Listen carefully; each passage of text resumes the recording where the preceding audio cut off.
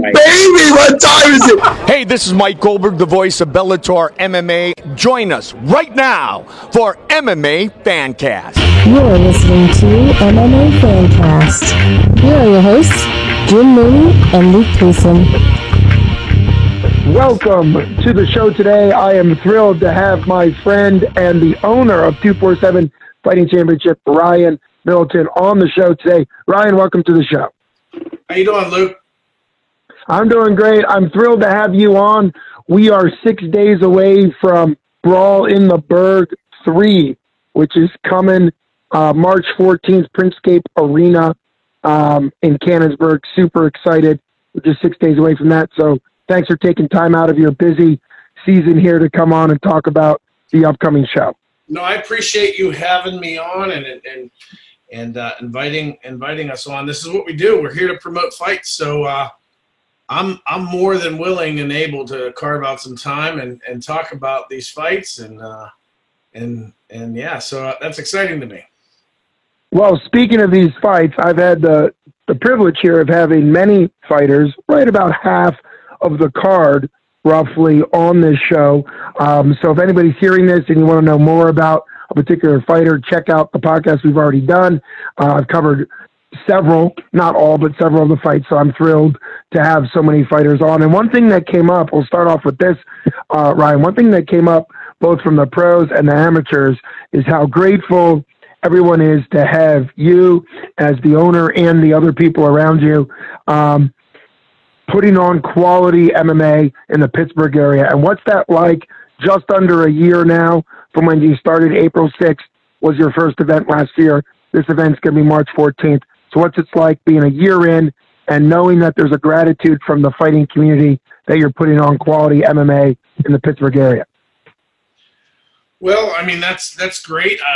I appreciate them.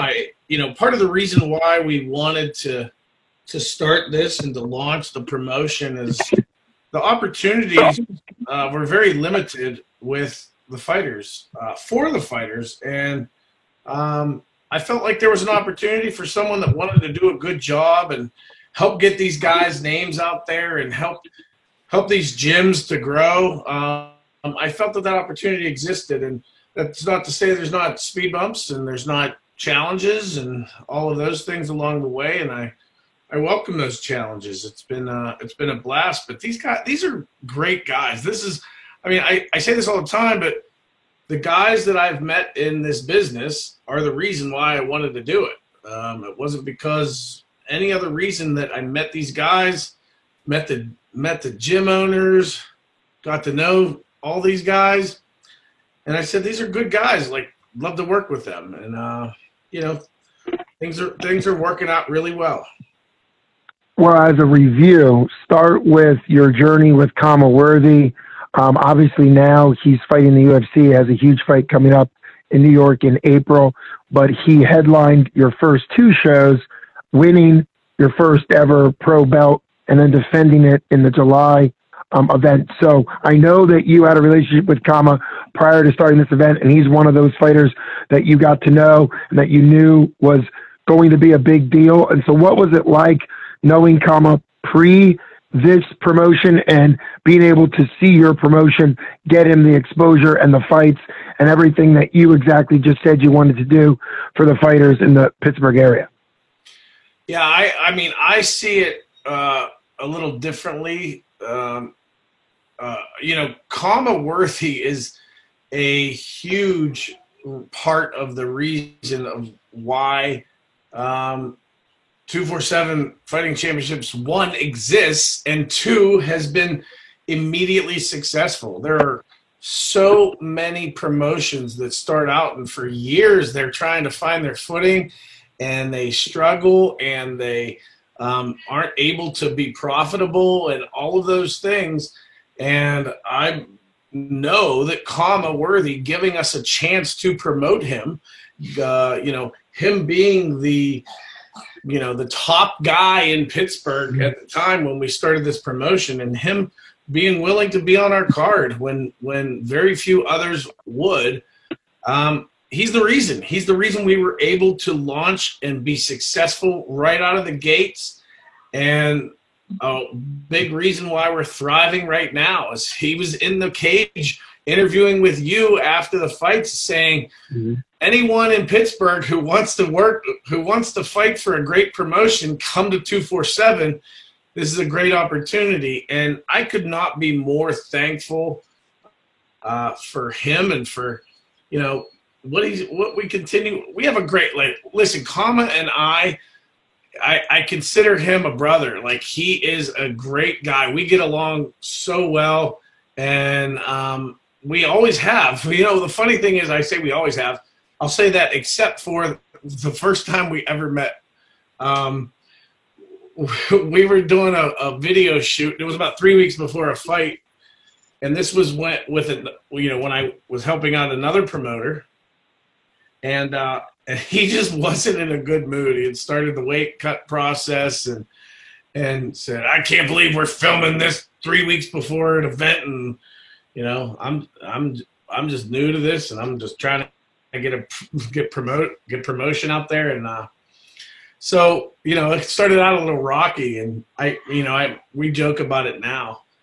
We even, last time I saw him last week, I was in the academy, and we joked something about that. But he's just a great guy, and after the first event, I was literally tears in my eyes were welling up. We went to Bubba's, which is Bubba's Burgers, Gourmet Burgers and Beer, which is right next door to the venue, and I just gave him the biggest hug, and I said, "Man, this is because of you. This is because you were willing to do this." And he said, "Brother, you were the one willing to give me," and I don't see it that way at all. He made 247 what it is today, and I'm forever grateful to him. Well, staying on the Kama, and obviously, I think it's great to see how the fighters are grateful for you, and you are grateful for the fighters. I think anytime that relationship breaks down, which we've seen at some of the bigger organizations where there's public feuds and legal battles and all types of problems, particularly I'm thinking of the UFC, where a lot of times there's not that understanding of the promoter being grateful for the fighters and the fighters being grateful for promotion, which I think is huge. I think that's one of the reasons why you're going to be a success even beyond what you've done in the first year. But staying on Kama, Kama is the gym owner, runner, main trainer person at the Academy Pittsburgh. And you have not only had him on the card, but you've had the Academy on all of your cards.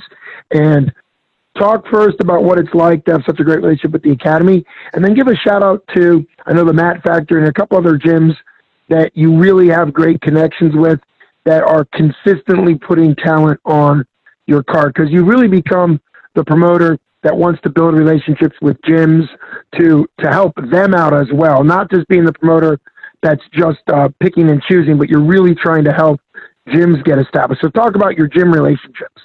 Yeah, absolutely. I'm like one of the guys that's always in the Academy. I'm stopping in there. It's fairly close to my house, and it's also fairly close to like a lot of, it's right off of Campbell's Run Road. So I'm driving past there a lot, and a lot of times if I have a couple extra minutes and I'm driving past there, I'm stopping in to see the guys, see how they're doing, checking in. I have that kind of relationship with most of them. So yeah, I mean, they're just a lot of those guys I see myself as friends with, and the coaches and whatnot. So that's the Academy. Obviously, the Mat Factory. Isaac Greeley is truly one of the most genuine, nice guys you're ever going to meet, and he's another large part of us getting launched. And I met with Isaac, and he's someone I really admire and look up to as a someone that knows his stuff, been around this game for a long time, and so I kind of bounce things off of him from time to time. I just visited the Mat Factory last week or the week before and bounced a couple ideas off of him. just, those are the kind of things I like to bounce that off of, some things off of Isaac, because I want to make sure that I'm doing things the right way. So sometimes I'll think like, I need to do this, and then I question myself. I say, am I doing the wrong thing here? So there was one of those situations, and that's I pulled Isaac aside and I said, hey, can I talk to you for a minute? And I kind of laid something into him, and he said, no, absolutely, you're doing the right thing. So he's someone I really admire, look up to, and really value his input, and I'm glad that he's willing to share, give me input, and do that kind of thing. We have Gorilla House Gym is in Altoona. We do a lot of work with them. Ray Ross, head coach up there. He's a great guy. Has always bent over backwards to do anything that we've asked them, and likewise we've bent over backwards to try to get their fighters on our cards. And there's a little bit of a challenge there because they are a couple hours away, and they kind of take a home spot on the card, but not really sell the amount of tickets that most home guys would. So that kind of presents a little bit of a challenge. That's why when we get a chance to have like Ethan Goss, and he fights someone from Pittsburgh, those are the kind of opportunities that kind of make up for that. But they're such an awesome gym. They have such good talent, good young talent with Sidney Ross and Cam Allgaier and Sheldon and obviously. And so we just and they got another kid that's gonna potentially take about at some point this summer too. So yeah, they're a great gym. And then the other gym that we work with quite a bit is Ground Zero in Morgantown. Just another great bunch of guys and ladies there.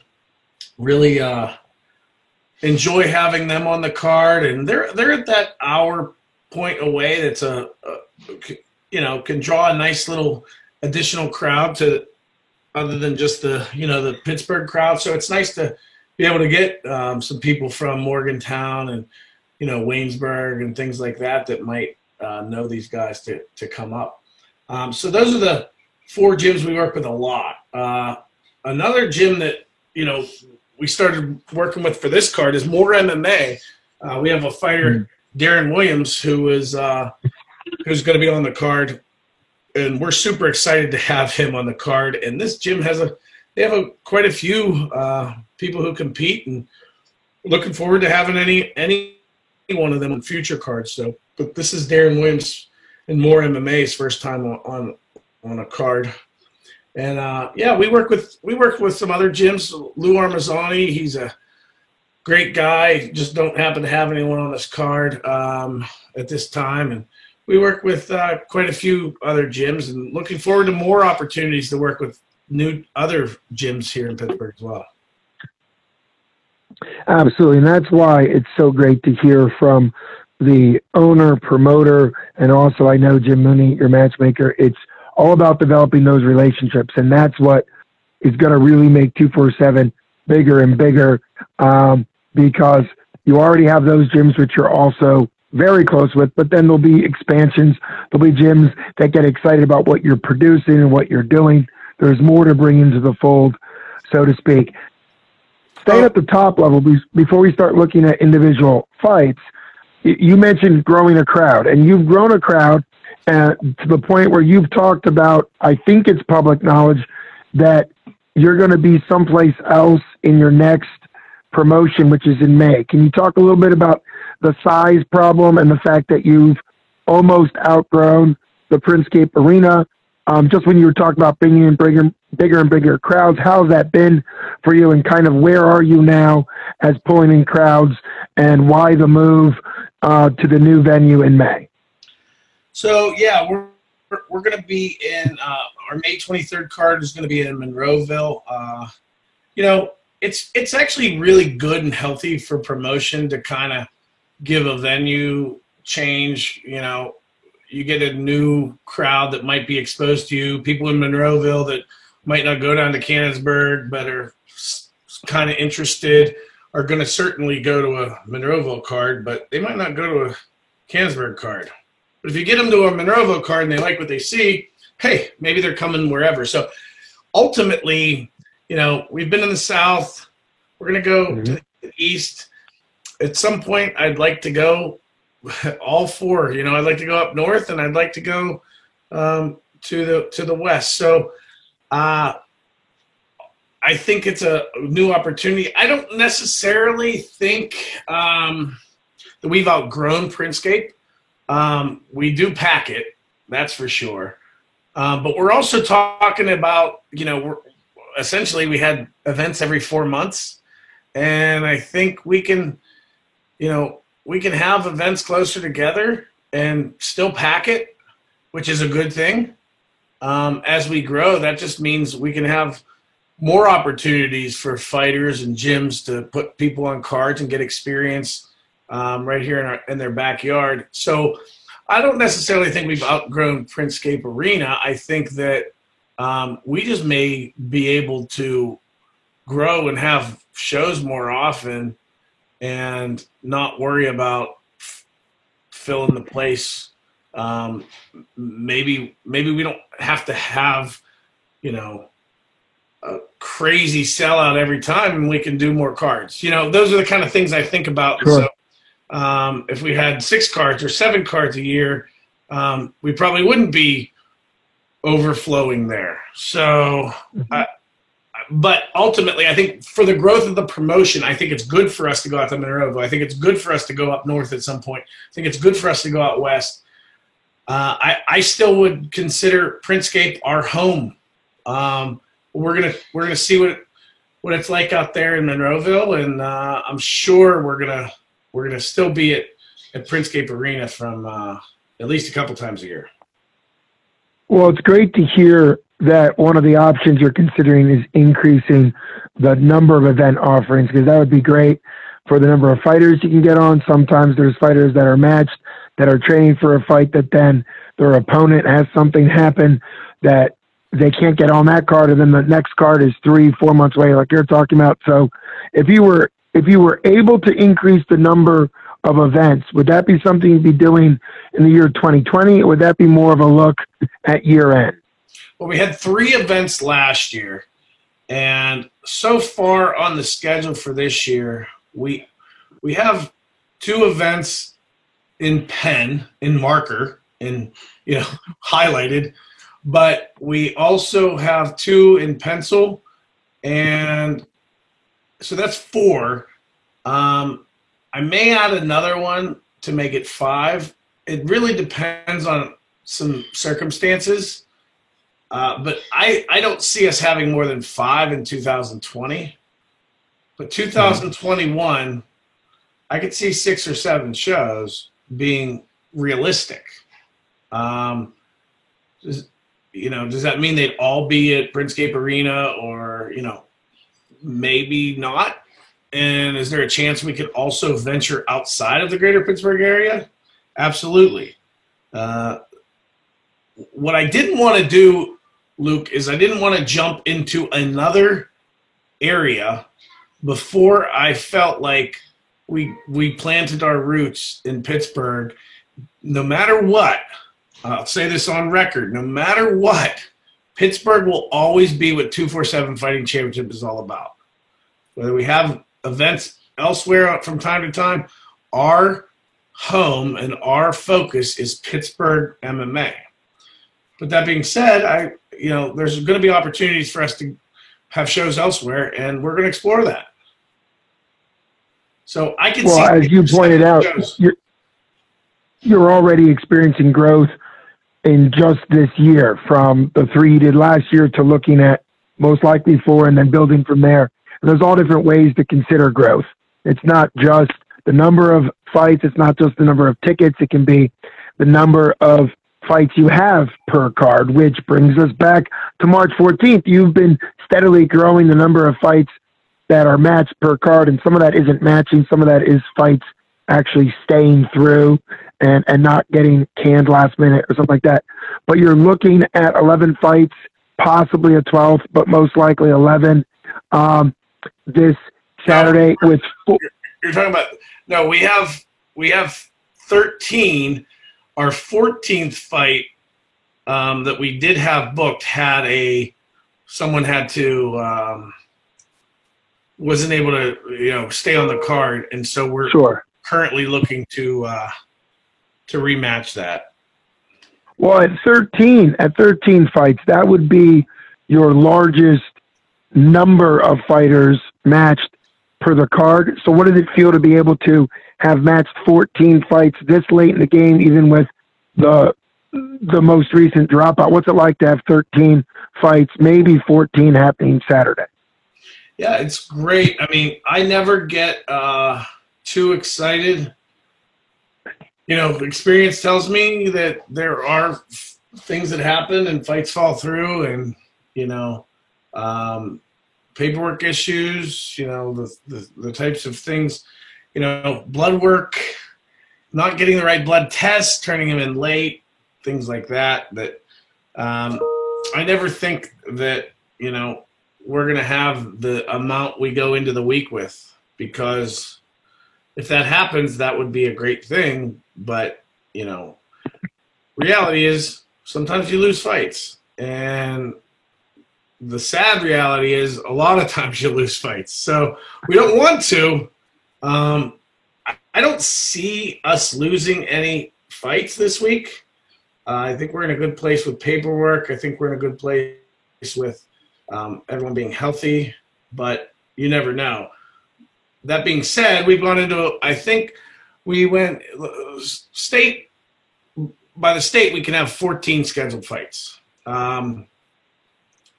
So we were at max until this fight fell off, and we've been trying to get it replaced, get a replacement opponent for Lucas LaRue, which we have something in place, but there's some commission issues that we're trying to work through. So we're hoping that comes together and gets finalized tomorrow, which is Monday.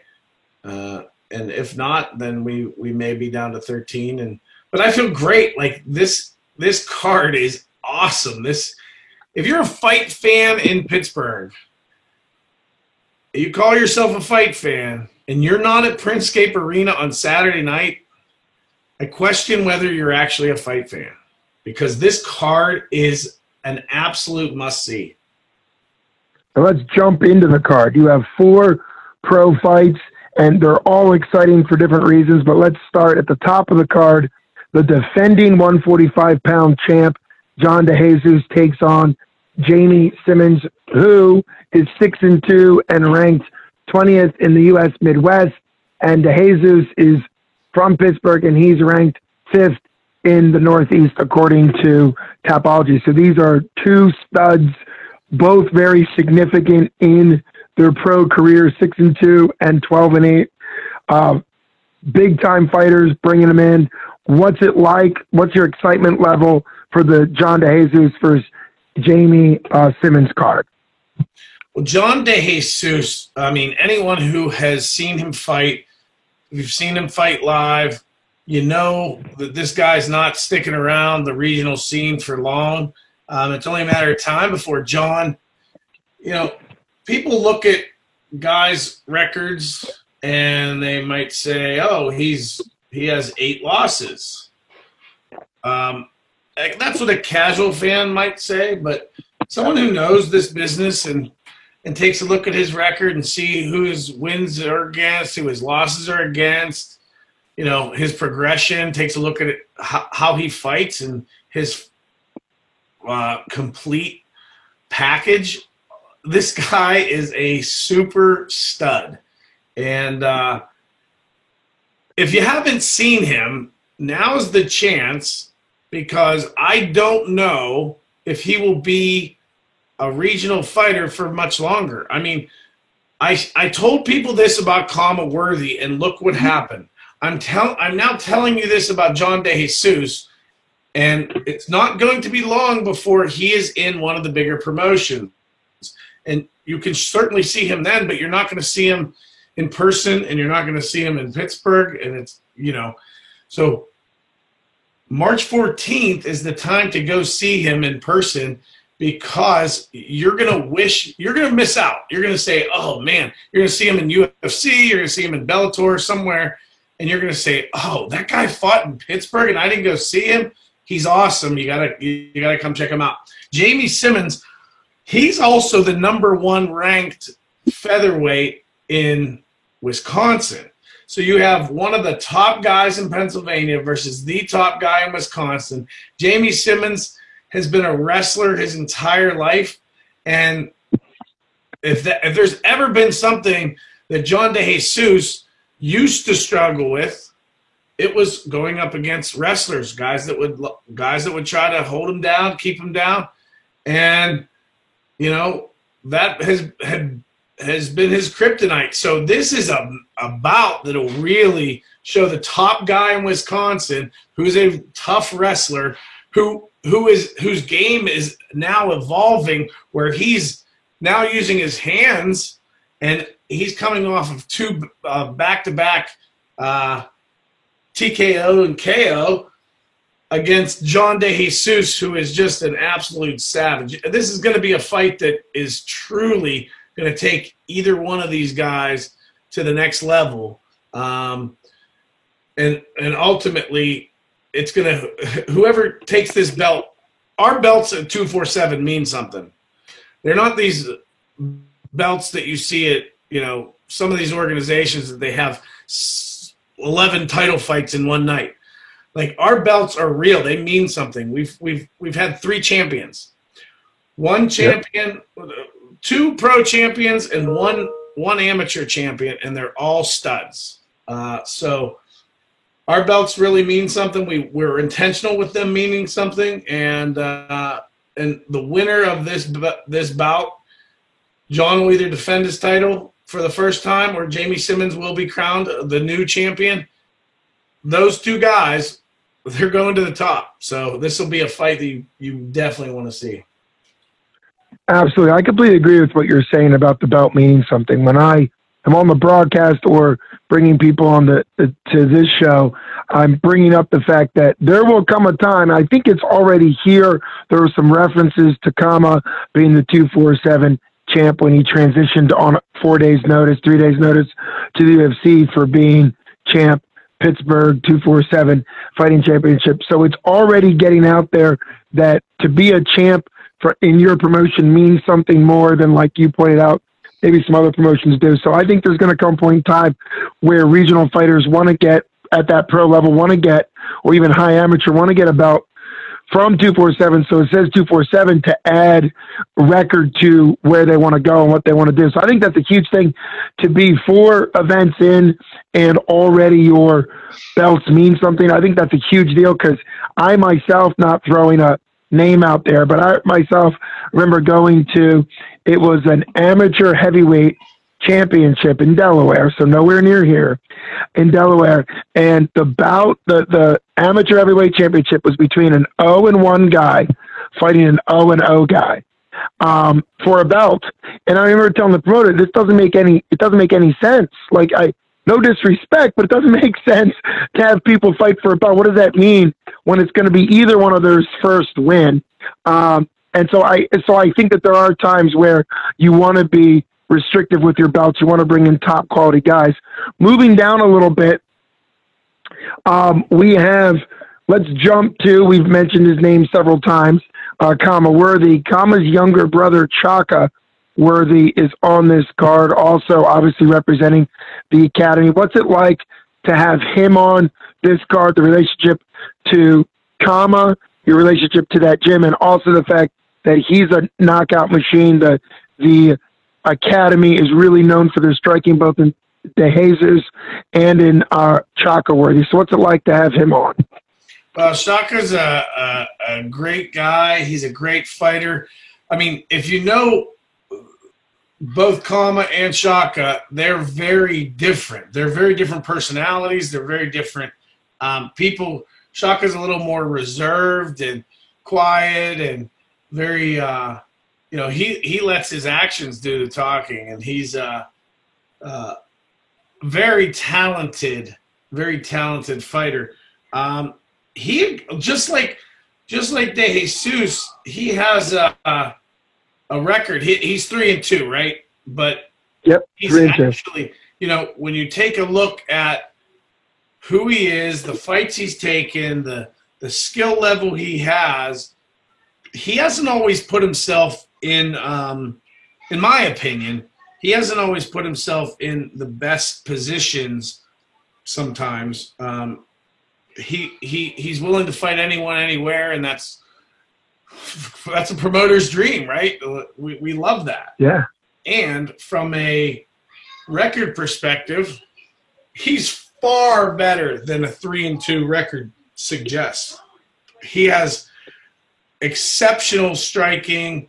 He's a very methodical striker, and you know, just watching him pick people apart is a treat. You know, he's very much like Kama picked apart Adam Ward in our July card.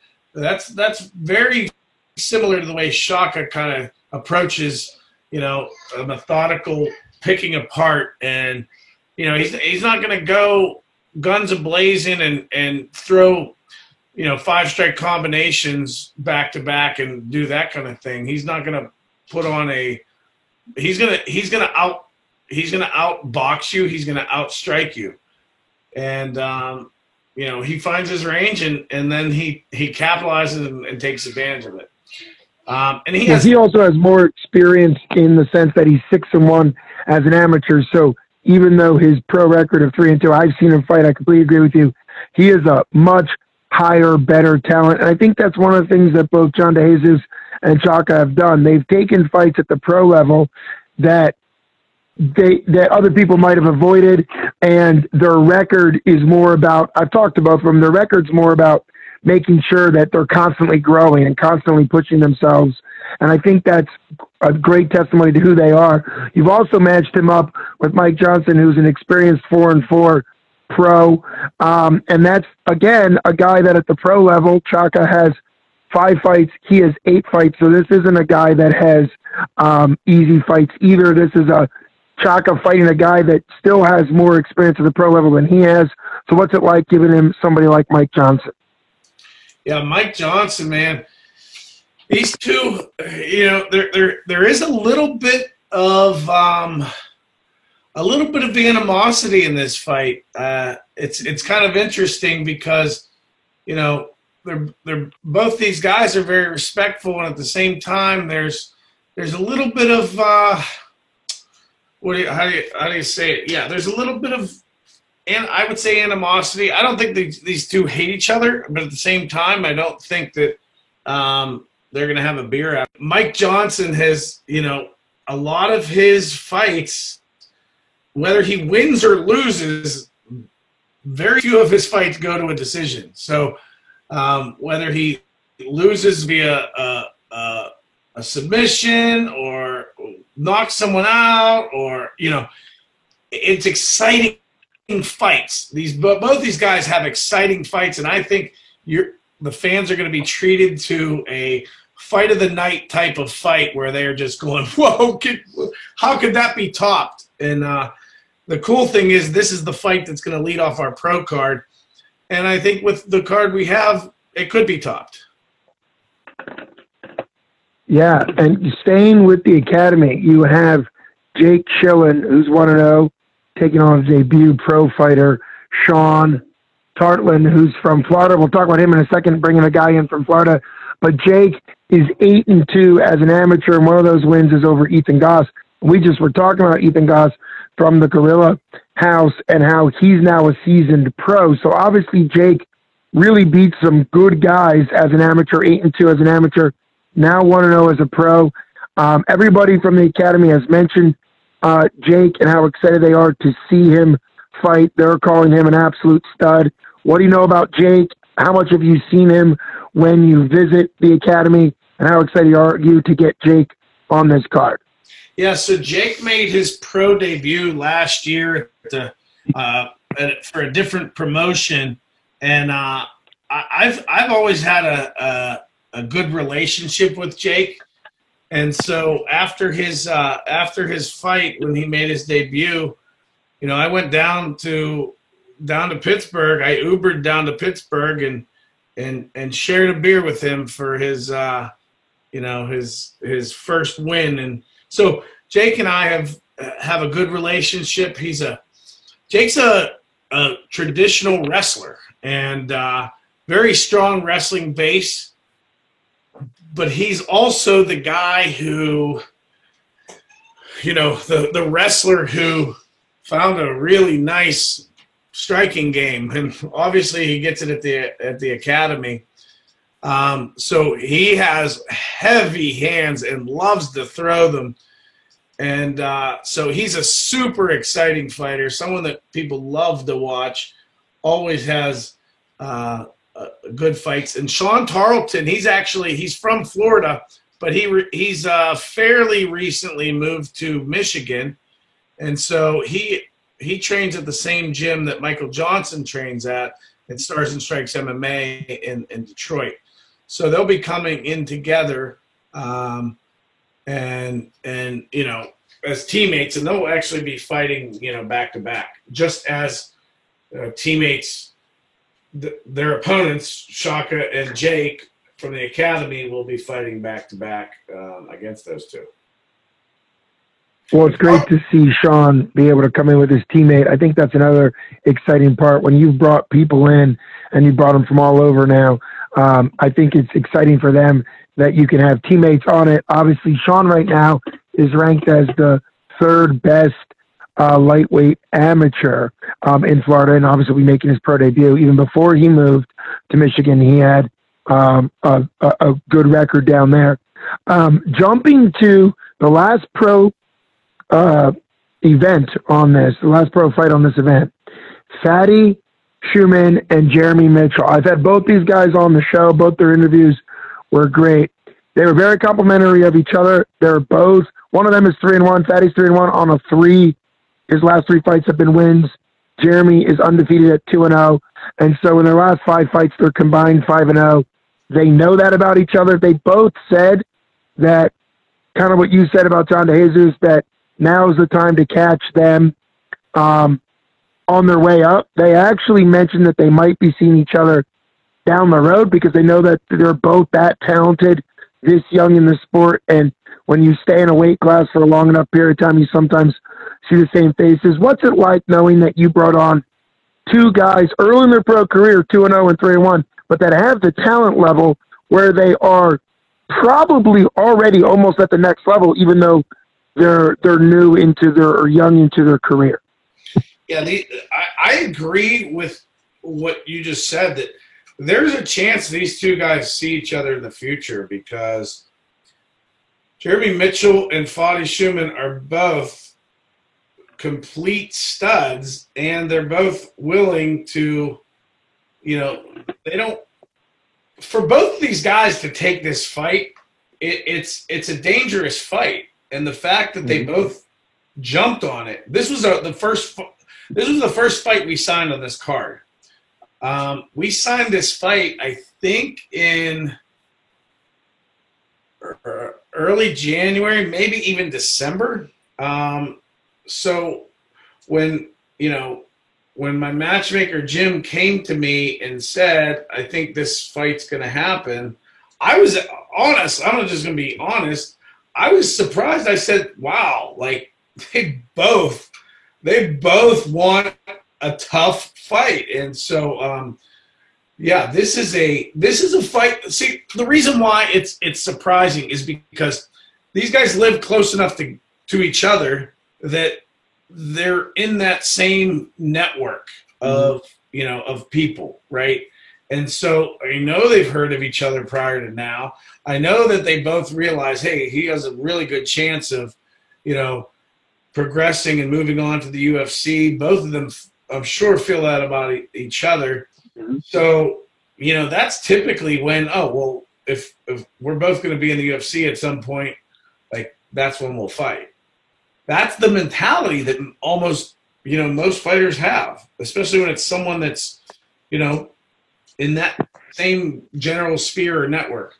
But these two guys, they want to battle, and it's going to be – they're both these guys, if you look at their Facebook page, you look at their Instagram page, they are both – Funny keeps telling me, Ryan, I know I've said this before, but I feel better. I feel like really strong right now. I feel and Jeremy is the same way. I think this is going to be like this pro fight card is no holds barred, the best. It's not even close. This is the best top to bottom fight card, pro fight card we've ever had. It's not even close. It's so ridiculous.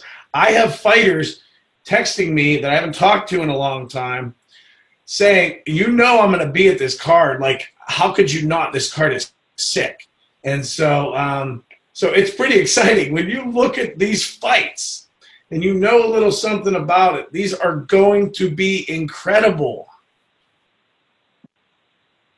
Can you tell them? Yeah, and that's just the pro card. And I agree with you. As far as the depth of the talent on the pro card, it's got the high end guys like we've talked about, the defending champ, even the less experienced guys, we just talked about them, have a ton of experience and are likely going to go far.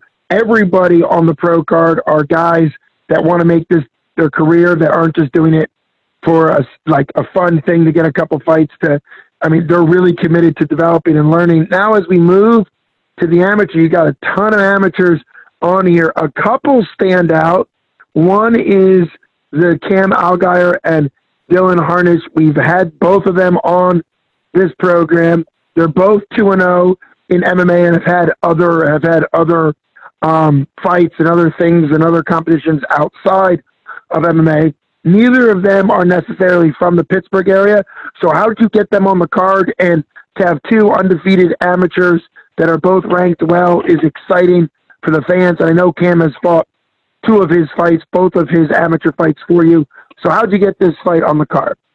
So actually, Cam is from Pittsburgh. He just currently lives in Altoona, but Cam grew up here in Pittsburgh. So he has friends and family here. And so, that's the beautiful thing about having someone at Guerrilla House Gym that's from Pittsburgh is he's actually drawing the Pittsburgh crowd, which is great. And he's able to continuously, continue to build up his following of people that are coming to see him. So it's fantastic. This bout is your classic striker versus grappler bout. And these guys, they would hate to be put in that box, but Cam Algier is dominant as a grappler, and Dylan Harnish is the beast as a kickboxer. So I know that they're both well-rounded. I know that Cam has a good, solid stand-up game. I get that. I also know that Dylan has worked a ton on his ground game.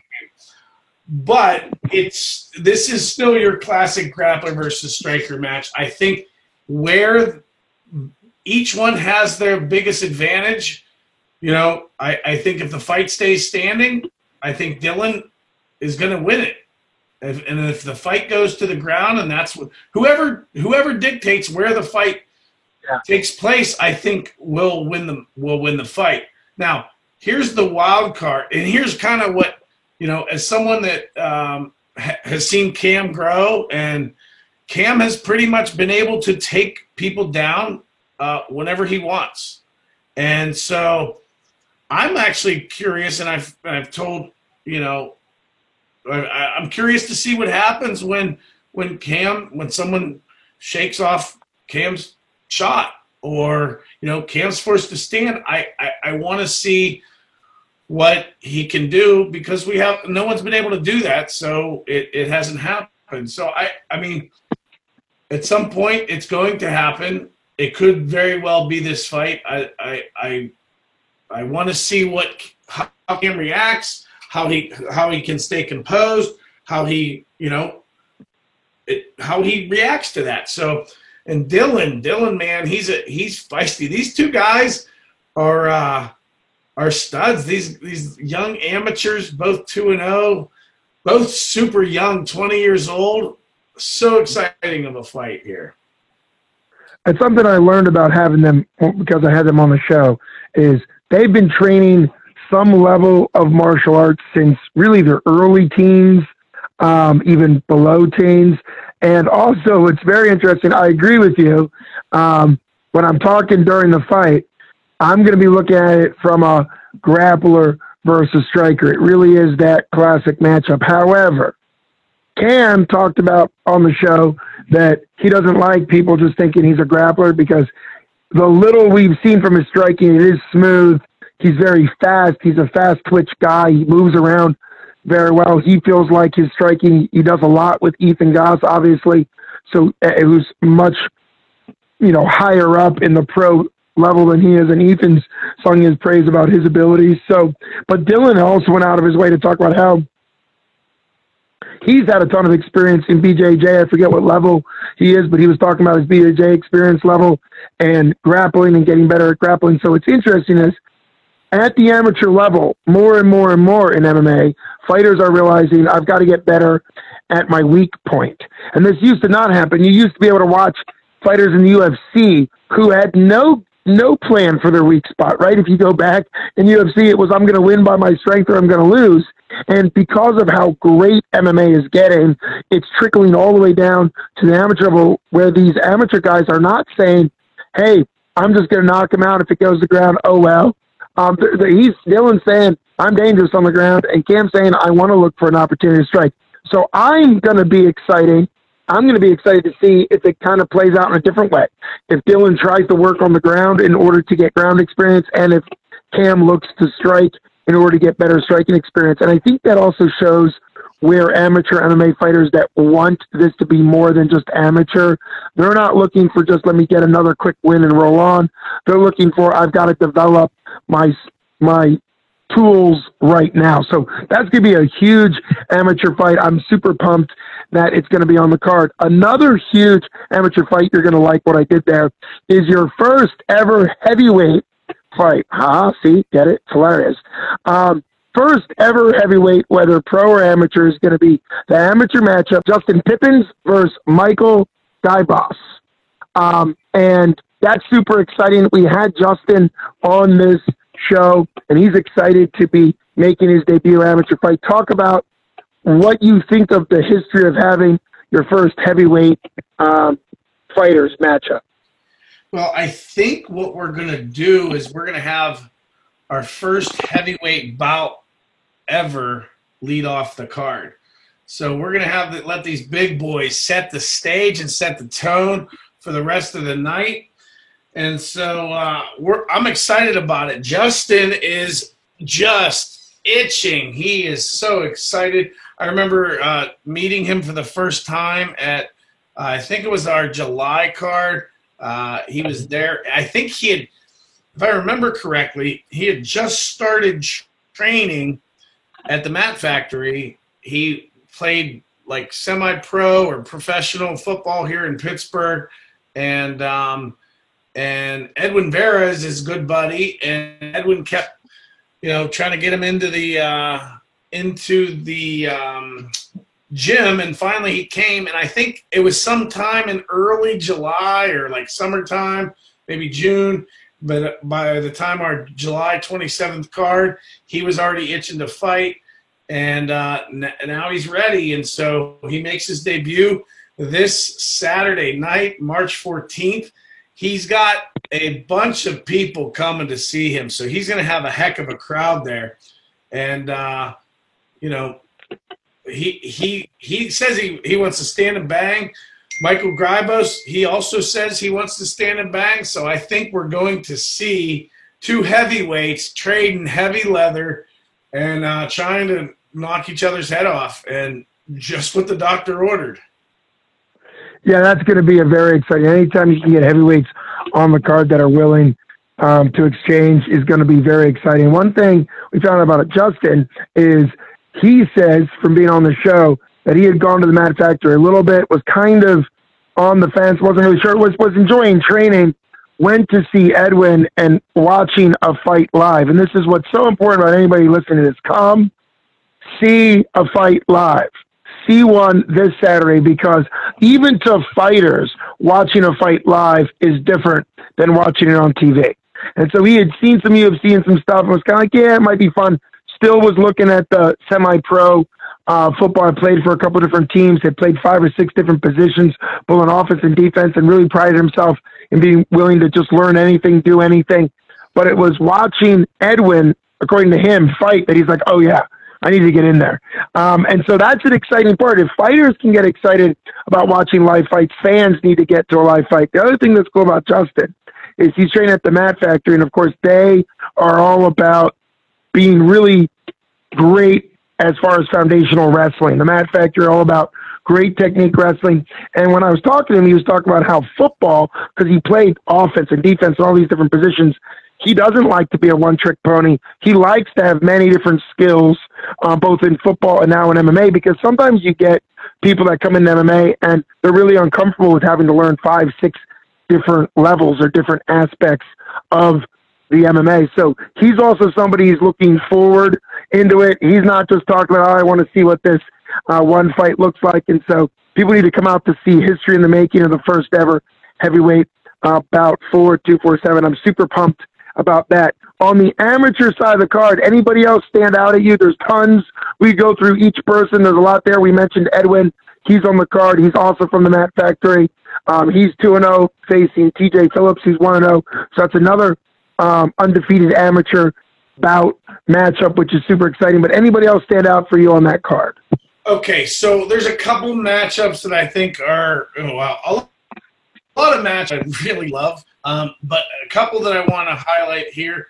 Darren Williams out of More MMA, I mentioned him earlier. He's facing Hassan Syed out of Michigan Top Team. Mm-hmm. This is a fight at 155 pounds. Syed is 3-1. His lone loss came at 247 Fighting Championships against PJ Mastrangelo, and he does not like the fact that he lost in Pittsburgh. He's fighting here again. He wants to show the Pittsburgh crowd what he's really all about. Heavy hands, great skill set, well-rounded.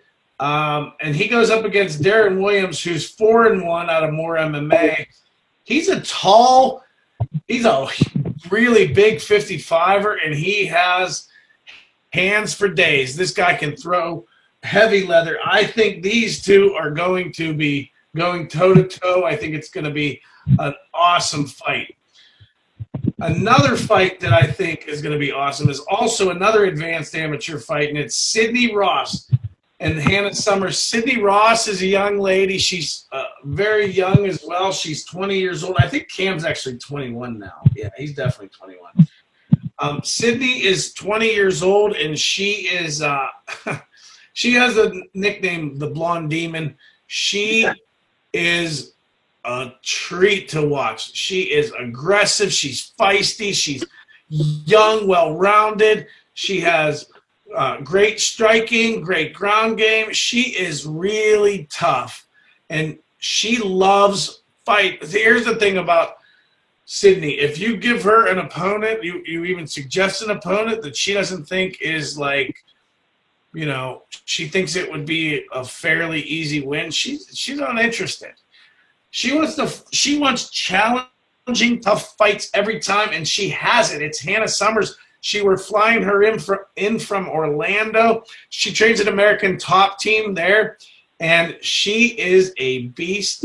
She's nicknamed the Shark, and it's for a reason. She's coming to get you. And she has a great stand-up game.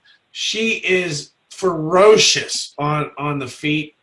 She, that's where her strength is. She has been working on her previous weakness, which was she was able to get submitted or taken down, and that's been what she's been working on a lot. And she's the same way. She says, I want to be tested. I want to see where I'm at. And guess what? If I beat Sydney Ross, I know that I'm now ready to turn pro. So these two young ladies are bound to be fireworks in the making. And the other fight I want to highlight is Adam Oatman, who made his 247 and MMA debut back in July, or maybe it was April. Yeah, it was the April card. It was our Steel Town Throwdown on our first card. He's 1-0, and he's fighting Lyndon Hawkins.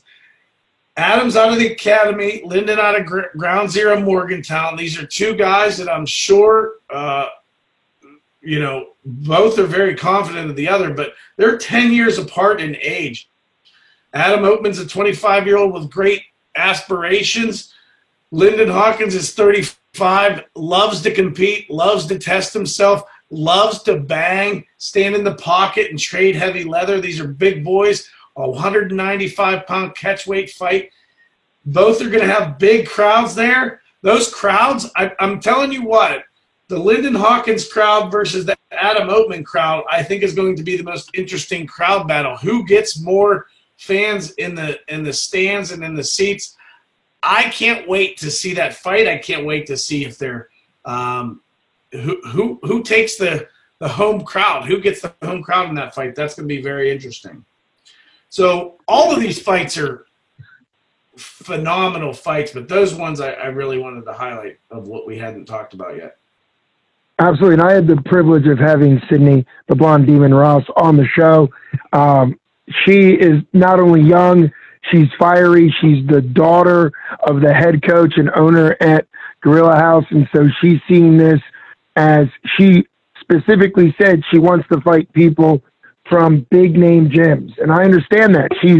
It's a source of pride for her that Gorilla House can end up having a name recognition as a gym against things like American Top Team. She knew the gym right away. It wasn't just Hannah the Shark Summers because of her record, which is impressive. And you said Hannah's seen this as, am I at the point to go pro? So they're both really aware of who the other person is. But it was interesting on the podcast, Sydney went through her opponents because she said several. She's done a lot for an amateur.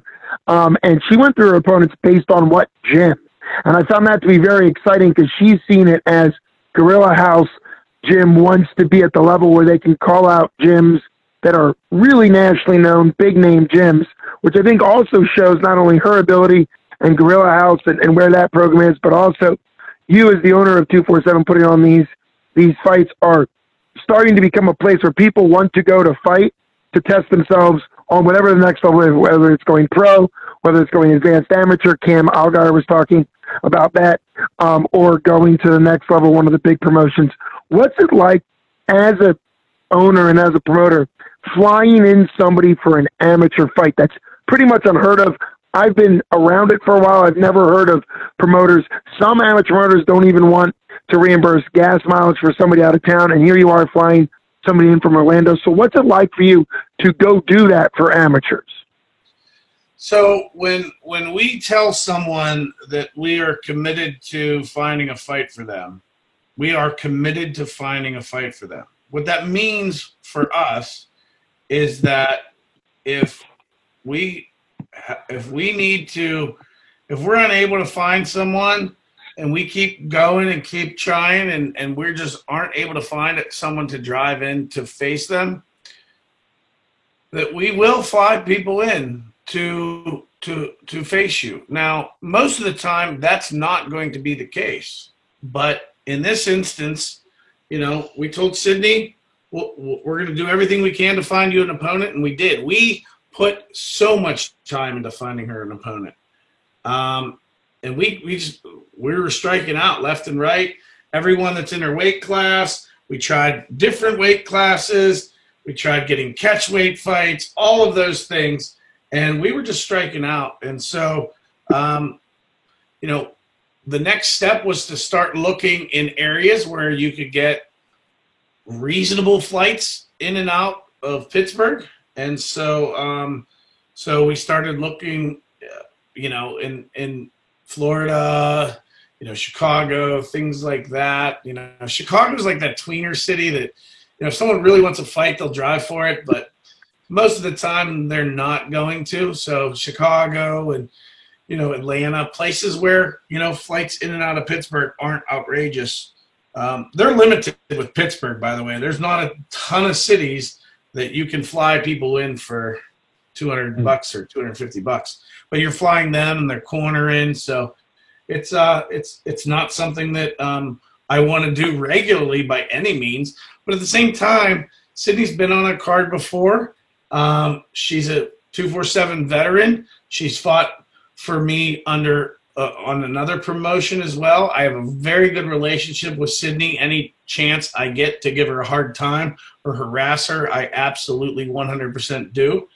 And so, so along with that comes a loyalty that I'm going to find a fight for her and do what it takes. So we were able to. She was thrilled. And that's part of that partnership you talked about. You know, I'm committed. The guys that are committed to our card, we're committed to them. So I appreciate their loyalty to us. I'm sure that, you know, when people hear that we're flying someone in, that matters to them too. And so I don't want to fly people in. It's a last resort, but it's a resort we're willing to do. We're willing to take. Another thing that goes along with Sydney Ross is the fact that we're talking high-level female MMA, and that's something that I know both you and Jim Mooney really want to develop. If anybody's listening to this, the guys behind 247 Fighting Championship are committed to getting female MMA both at the amateur and maybe eventually, hopefully, at the pro level. What's it like knowing that you want to promote more and more females, given the challenges that exist with promoting females, just the fact that there's not a lot out there, and then some of them are very reluctant to fight people that have good records or people that are dangerous? What's it like trying to matchmake and trying to promote female MMA fighters? It's a challenge. I'll be honest with you. I mean, we have Cheyenne Hall who loves fighting for 247 and wanted on this card, and we fell short. We weren't able to find someone to take the fight. We tried different weight classes. We tried all those things. We hit up so many people, and it just didn't happen, unfortunately. I'm going through my messages right now to find the text I wrote to Cheyenne just the other day. It was March 6th, which was yesterday. And I said, I'm sorry we failed you, Cheyenne. It certainly was not for a lack of effort. I'm truly wanted her on this card, and it was very unfortunate that we just weren't able to find someone that accepted the fight. But we will. We're looking at the May card, the May 23rd card in Monroeville for her, and we're very confident that we're going to get something together here very soon, hopefully, to be able to match her. But we were also we went down the path of like trying to find someone that would fly in to fight her too, and we were just as committed to her as well. Women's MMA. Honestly, this entire card, almost our entire card, came together through looking for fights for Sydney and Cheyenne. So connections we made, people we talked to, coaches we talked to, all like we were talking about a specific female fighter, and we ended up talking to that coach. And maybe that fighter didn't take the fight, but then they were asking about other fights that were available, and almost all of this card was built from looking for fights for Cheyenne and Sydney. It's pretty crazy, but it's that is crazy. It does show your commitment, and Jim, your matchmaker's commitment to being dedicated to those women fighters, and it also shows the payoff, the fact that you can build a card around that, because so many gyms might only have one or no female fighters. Also, all the shout out to Cheyenne. She is an exciting fighter to watch. I've had her on this podcast. She's exciting. She's fun, great personality, very highly educated, and is a great ambassador for the sport. I mean, she's a pharmacist and is somebody that is super knowledgeable and super educated and super professional, and also loves fighting. And I think that's, if you go way back into the UFC, one of the first fighters that got credit as a male champion was Rich the Ace Franklin, for being somebody who was a math teacher, who was educated, who could kind of convince people that, hey, there's educated, smart, intelligent professionals in MMA, because prior to that, there had been kind of just this idea of brawlers or bar fighters type people. And I would think somebody like Cheyenne Hall is somebody that has the know-how and the knowledge and the skills in the cage to back it up, but also is sweet and wonderful and is really a great ambassador for sport, just like Sydney Ross is too. Really well-spoken, excited, energetic, and that's the type of people you can build around for promoting. And so we wish them the best, and any female fighters that are interested get a hold of Jim Mooney or Ryan, because I know that they would want to continue to build it. And I hope that there's a time where you guys are leading in women MMA, whether it be amateur or pro, to really start developing the upbringing of women in MMA. So it's been great having you on the card. Brian, yes, go ahead. No, I just was going to say we have a couple other ladies that are looking to get in the mix, so we're excited about that as well. So there's going to be no slowdown to 247 having ladies MMA, women's MMA bouts.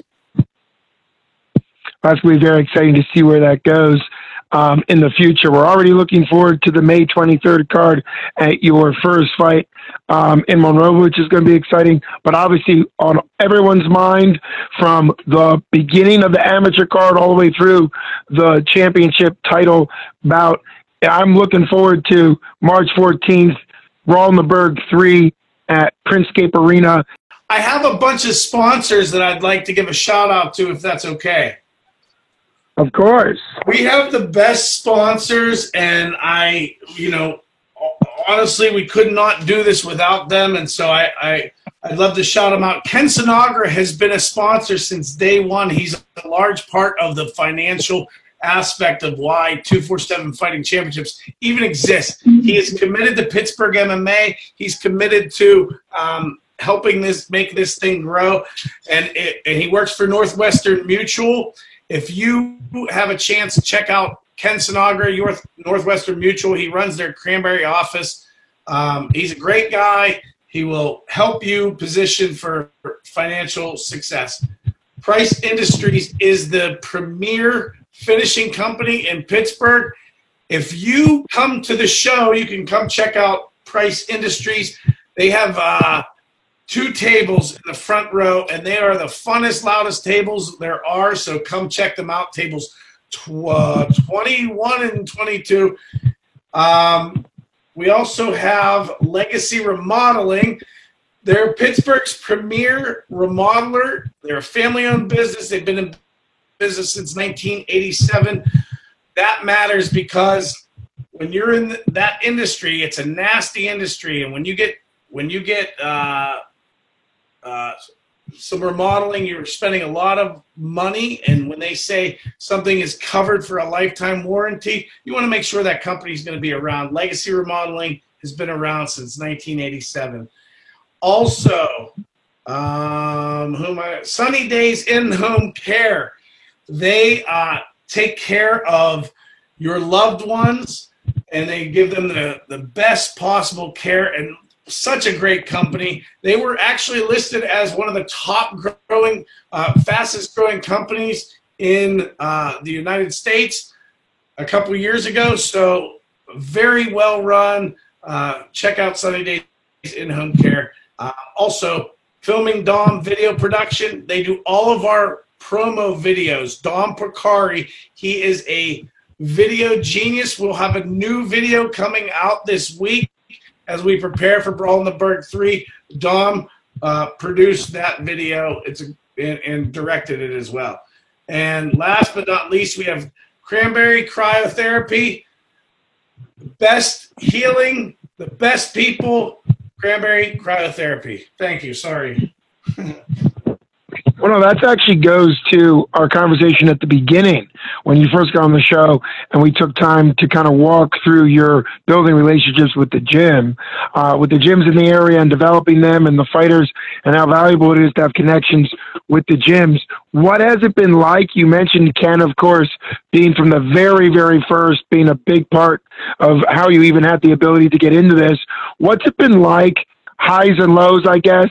Maybe not give too many details. What's it been like trying to develop sponsors, and what have those relationships been like? What are those challenges and successes been like as a promoter trying to develop the relationships, not just with gyms, but also with individuals and businesses?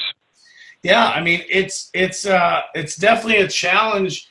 Going to essentially, these are people that I see. Hey, they see what we're doing, they like what we're doing, they want to be a part of it, and they're willing to put their money where their mouth is. They're saying, Ryan, we love what you're doing. We want our name associated with what you're doing, and they feel good about it. And so they're investing in us, and that's such an honor and a privilege, because when you take a look at it, this business, if you're relying strictly on ticket sales, it's a tough place to be when you're dependent on ticket sales and ticket sales alone.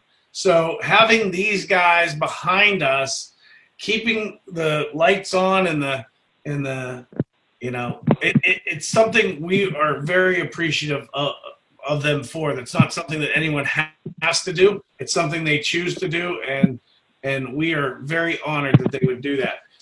We're also offering at Legacy Remodeling is offering a discount promo when you use the code 247FC.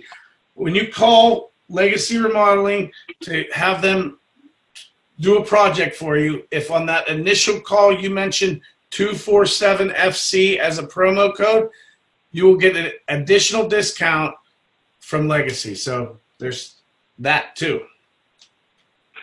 It's super exciting to see you develop those relationships and how committed those sponsors are to helping really the fighters. It's not really about helping you. It's about helping make sure that there's high quality MMA, both at the pro and the amateur level. I can't wait to see what 247 has in store for the rest of 2020 and also into 2021 and years beyond. But first, March 14th, we're super excited.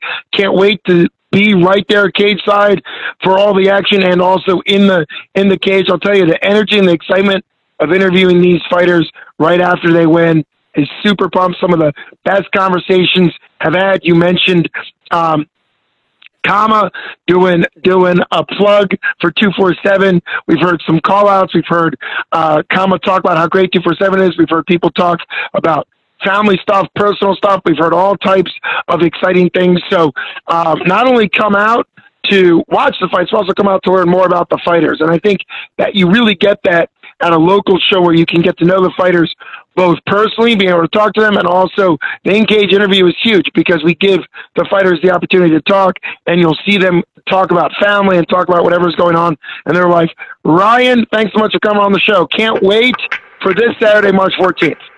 Thanks so much, Luke.